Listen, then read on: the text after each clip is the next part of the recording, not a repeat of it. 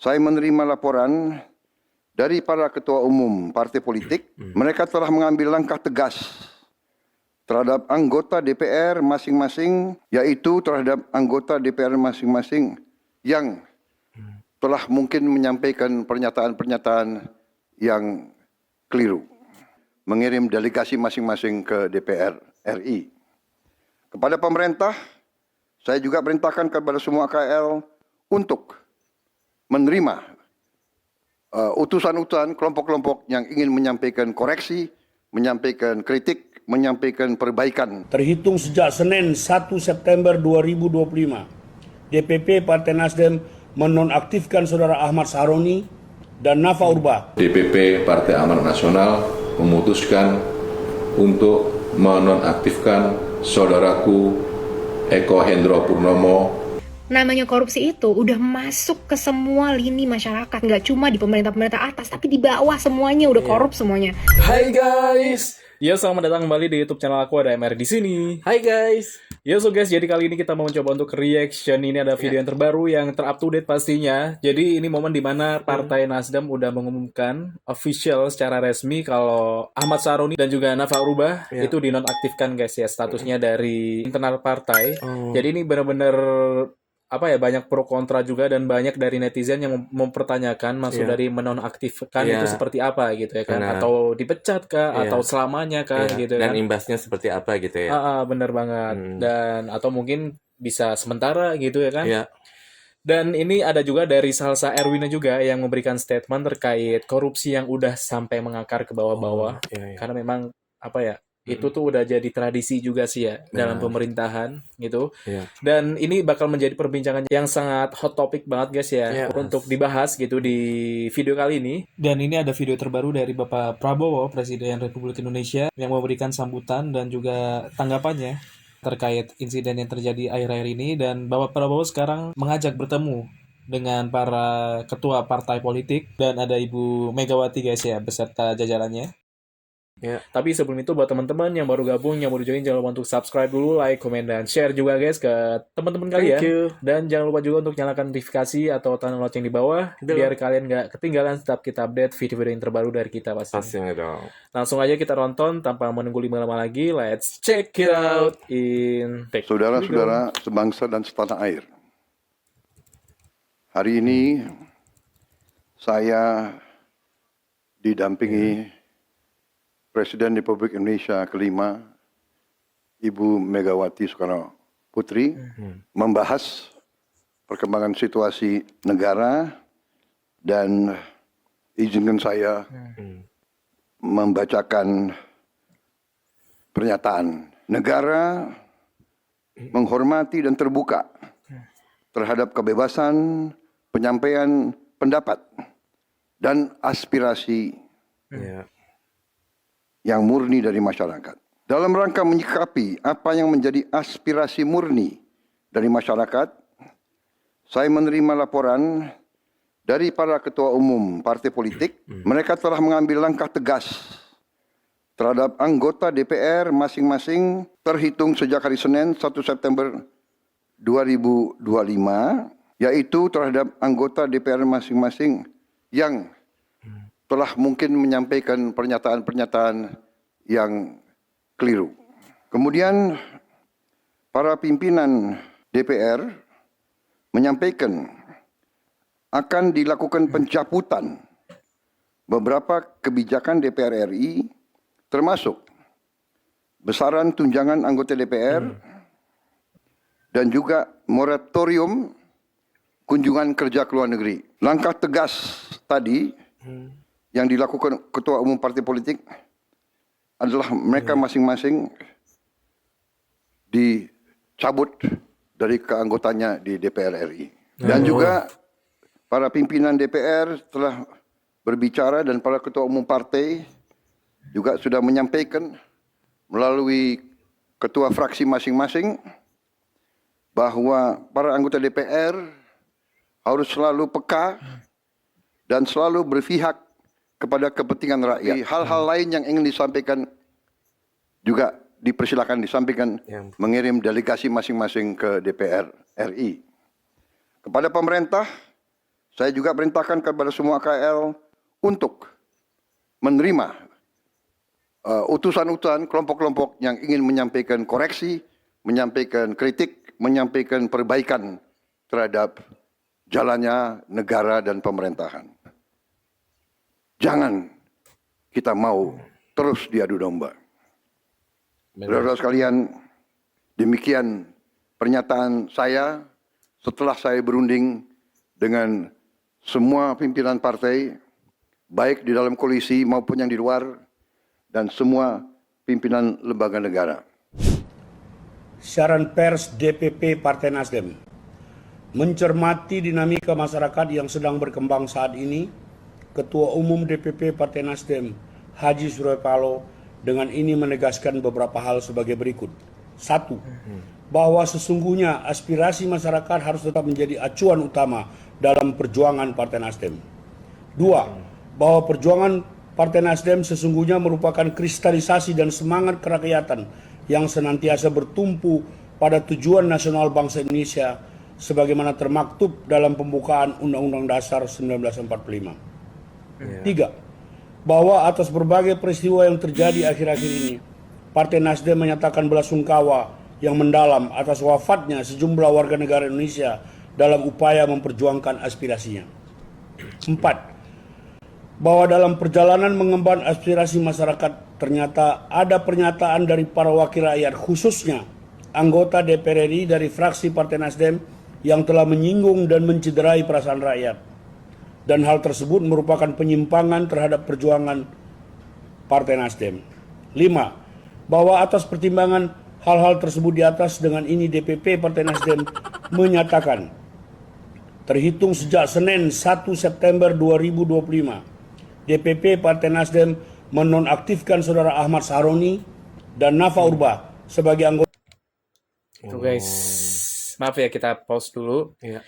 Di sini dinyatakan menonaktifkan guys ya, internal dari partai ya kan, Ahmad Syaroni dan juga Nafa Urbah. Ya. Terus yang jadi pertanyaan untuk keanggotaan di DPR gimana tuh? Nah, mungkin dari segi ininya ya, pekerjaannya mereka di bidang DPR-nya. Ini kan kalau dilihat kan dari internal partainya. Iya. Tapi kalau untuk mereka sebagai anggota DPR-nya, mungkin tugas-tugasnya, pekerjaan-pekerjaannya, tunjangannya, gajinya, apakah tetap berjalan? Nah, Kita lihat bareng-bareng guys ya.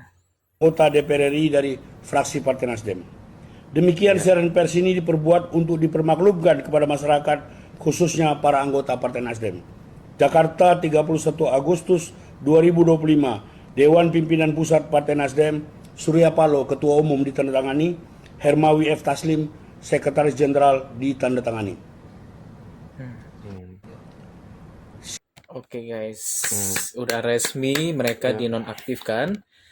Dan kalau kita lihat guys ya, memang di sini pengumumannya tuh ada beberapa poin ya kan. Salah satunya mereka berduka cita atas kejadian yang saat ini berlangsung ya kan di Indonesia, yang benar-benar tuh sangat memprihatinkan juga pastinya buat teman-teman di luaran sana yang menjadi korban dari aksi demo yang bisa dibilang anarki ya. iya. Dan ada poin juga di mana kedua anggota Dewan DPR ya kan, Nafa Urbah dan juga Ahmad Saroni dinonaktifkan statusnya dalam internal partai ya kan, fraksi partai.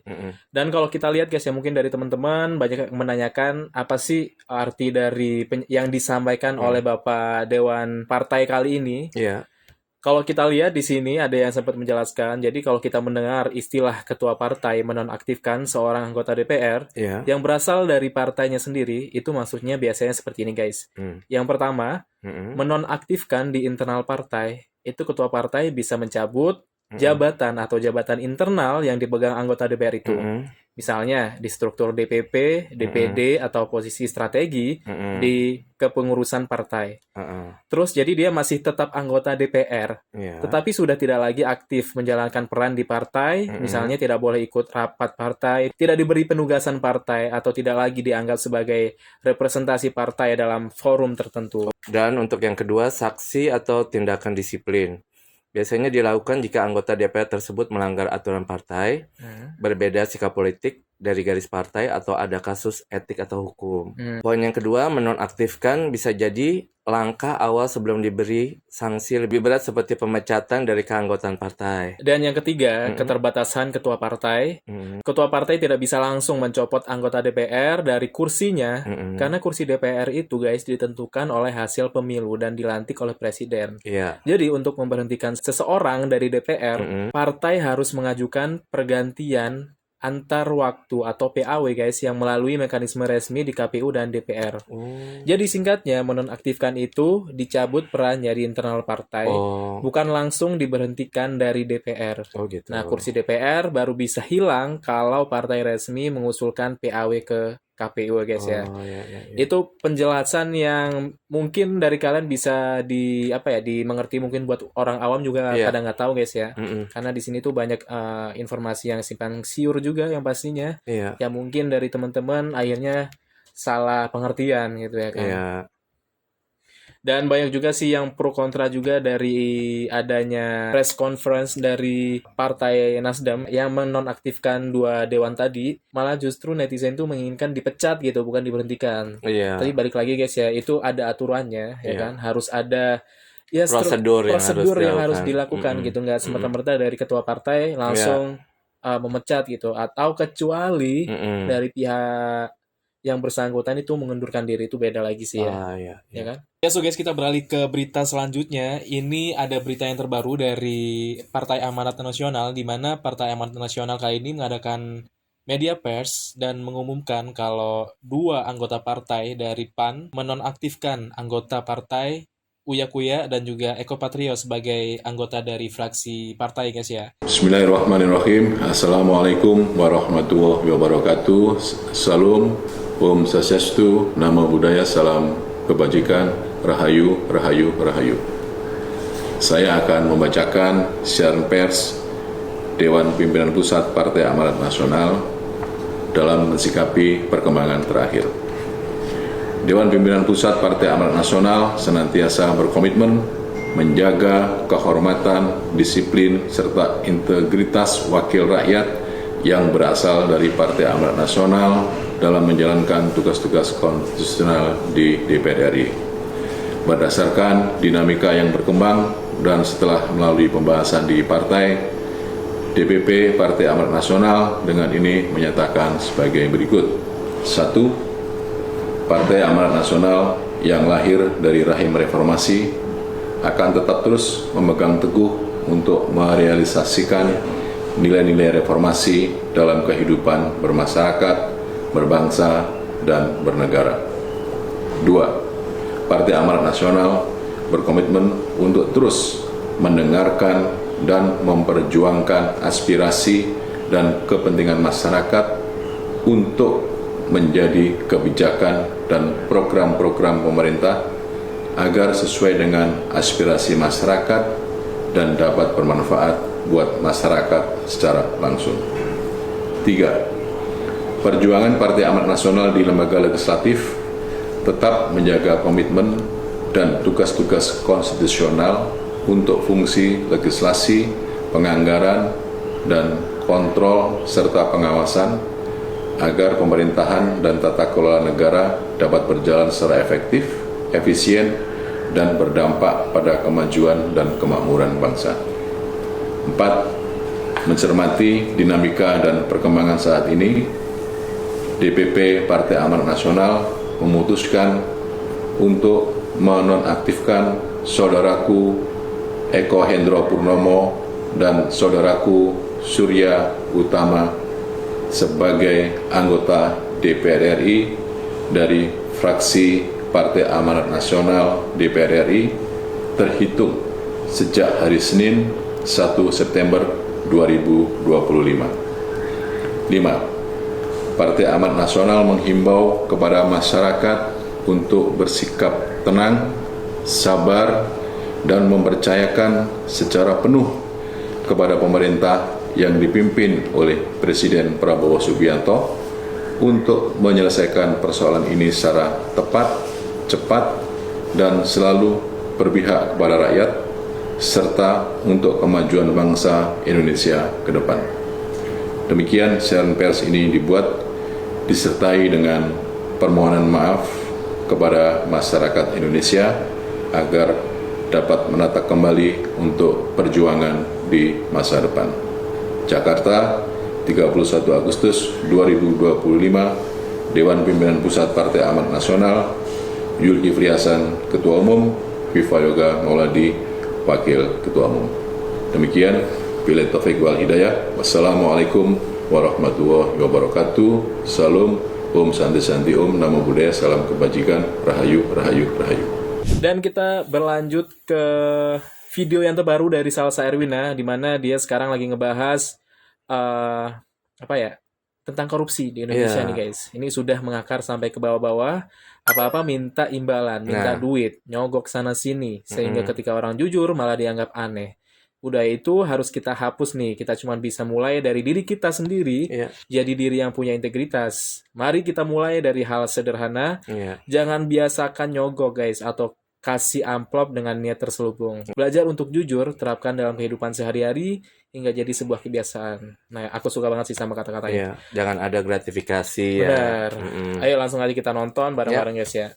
In 3, 2, 1, and take. Gengs, pada kenyataannya emang hampir nggak ada tempat untuk orang-orang jujur di Indonesia. Orang-orang yang jujur di Indonesia harus berani mengorbankan hidupnya mereka sendiri. Setelah aku lulus dari kuliah, saat itu aku masih idealis banget dan aku pengen berkontribusi kepada masyarakat. Kenapa? Karena aku adalah orang yang suka traveling, dan saat aku traveling, aku suka banget untuk pergi ke pedalaman-pedalaman. Aku pernah masuk ke pedalaman di Flores yang jalannya aja bahkan masih rusak parah ya. Dan aku pernah masuk pedalaman-pedalaman di Lombok yang anak-anak kecilnya itu masih main dari botol-botol bekas dijadiin mainan karena saking mereka nggak punya uang. Aku ngelihat gimana masyarakat Indonesia rumahnya itu masih bolong-bolong, gengs, di pedalaman-pedalaman sana. Listrik kadang-kadang belum masuk, fasilitas bener-bener minim dan hampir nggak ada. Tapi saat aku pengen berkontribusi dulu ke Indonesia, aku bertemu dengan pemerintah-pemerintah Indonesia. Nggak usah deh yang tinggi-tinggi, ASN-ASN yang jabatannya rendah-rendah aja.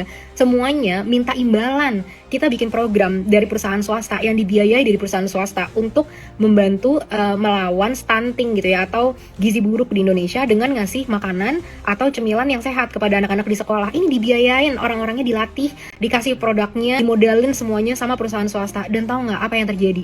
Setiap aku ketemu beberapa pemerintah, nggak semua, tapi beberapa, itu selalu minta imbalan. Terus program ini apa untungnya buat saya? Apa untungnya buat sekolah? Jadi namanya korupsi itu udah masuk ke semua lini masyarakat, nggak cuma di pemerintah-pemerintah atas, tapi di bawah semuanya udah korup semuanya.